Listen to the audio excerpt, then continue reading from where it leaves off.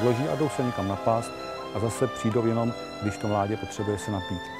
My to tady samozřejmě nemáme tak zařízené jako v pralese, tak to musíme nějak simulovat, takže máme zavěšené větve březové a máme udělaný takový úkryt, my tomu říkáme okapí pokojíček.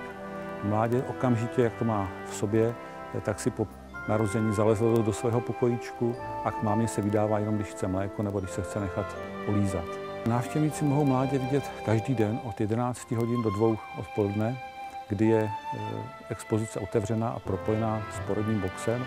Samozřejmě mládě tam není zavřeno s matkou, ale může si volně procházet, takže je potřeba trochu trpělivosti a myslím, že kdo bude trpělivý, tak se dočká mláděte, které přijde až ke sklu.